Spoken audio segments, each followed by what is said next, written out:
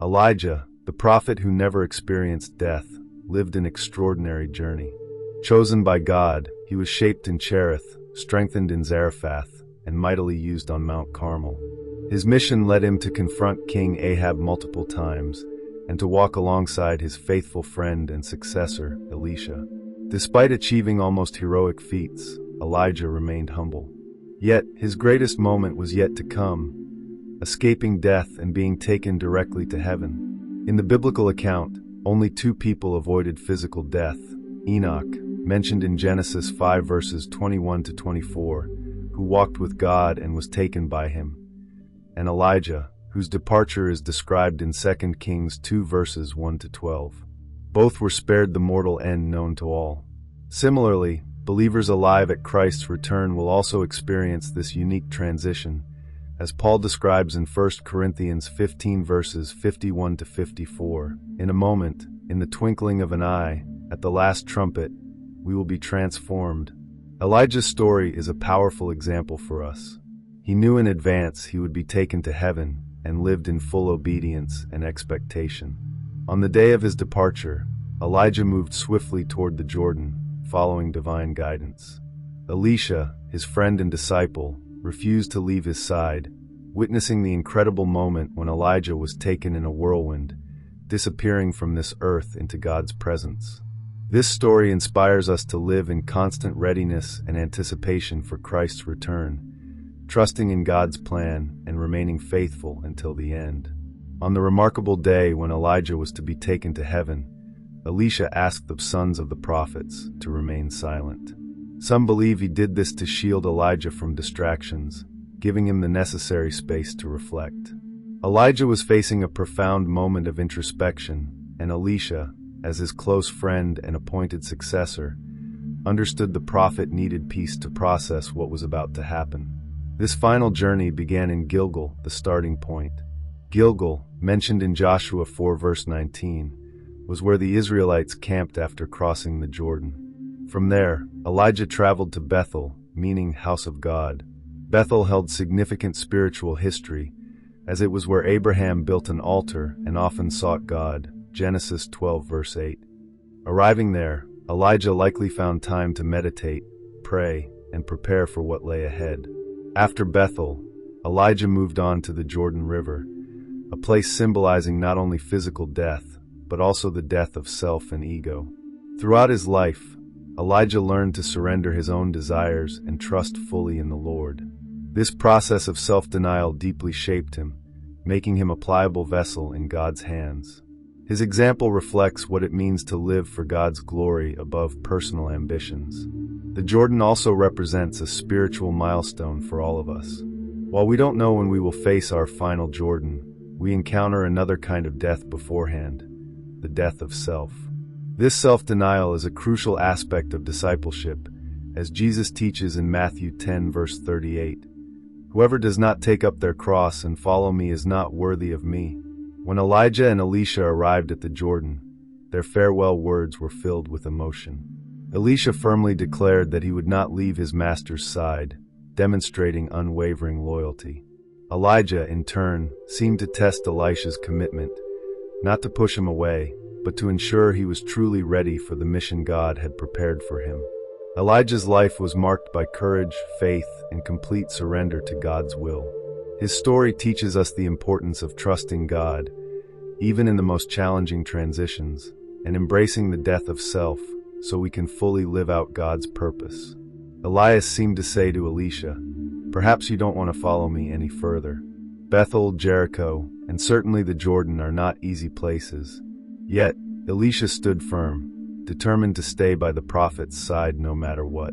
His resolve was unshakable, like a defender in football who sticks closely to the receiver, never letting him out of reach.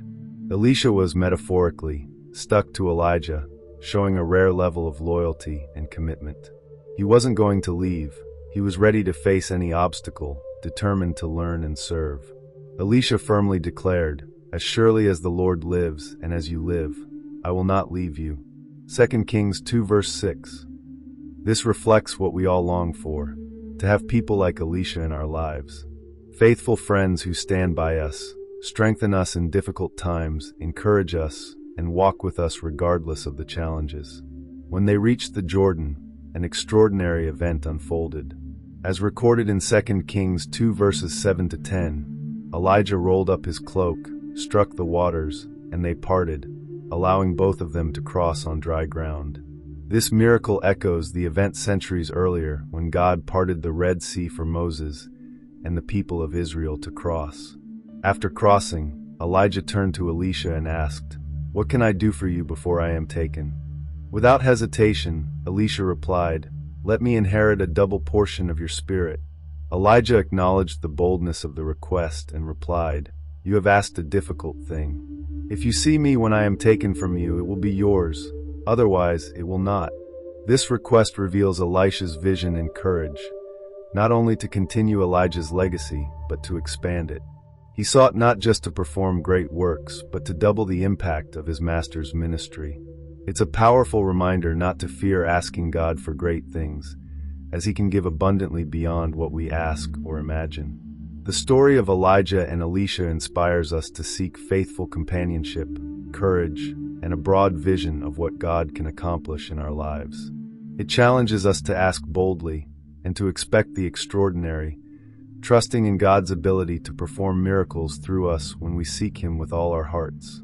Elijah acknowledged Elisha's bold request and said, "You have asked for a difficult thing. However, if you see me when I am taken from you, it will be yours. Otherwise, it will not." Elisha was determined not to take his eyes off Elijah, and then suddenly it happened. As 2 Kings 2 verse 11 recounts, while they were walking and talking, a chariot of fire, pulled by horses of fire, appeared and separated the two. Elijah was taken up to heaven in a whirlwind.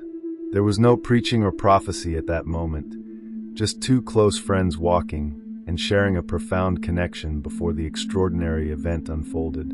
The scene was awe-inspiring: the chariot of fire, the horses, and the whirlwind. Elisha watched in amazement and exclaimed, My father, the chariots and horsemen of Israel." 2 Kings 2 verse 12. Then Elijah disappeared, leaving only his mantle behind. Filled with emotion, Elisha tore his clothes in mourning, but soon after, he picked up Elijah's mantle. Returning to the Jordan River, he struck the waters with it and cried out, "Where is the God of Elijah?" The waters parted once more, and Elisha crossed over, marking the beginning of his own prophetic ministry, now imbued with the same power that rested upon his mentor. The sons of the prophets, watching from a distance, declared, "The spirit of Elijah rests on Elisha." They bowed before him in reverence, recognizing that Elijah's legacy had passed to his faithful disciple. This incredible moment demonstrates the continuity of God's plan. When Elijah was taken, Elisha was ready to assume the mantle, both literally and spiritually. It's a reminder that nothing of God dies when a man or woman of God departs. He always has someone prepared to carry on his work. God is never caught off guard or unprepared. The transition from Elijah to Elisha shows how he raises leaders in every generation, equipping them to fulfill his purposes. Though initially shocked, Elisha quickly stepped into his role, walking in faith and power, trusting in God's presence to guide him. The story of Elijah and Elisha teaches us that God never fails in his plan. He uses men and women across all eras to accomplish his purposes, equipping them with everything they need. It inspires us to trust in his power, seek his direction, and be ready to act when he calls. Subscribe to the channel for more inspiring messages and biblical reflections.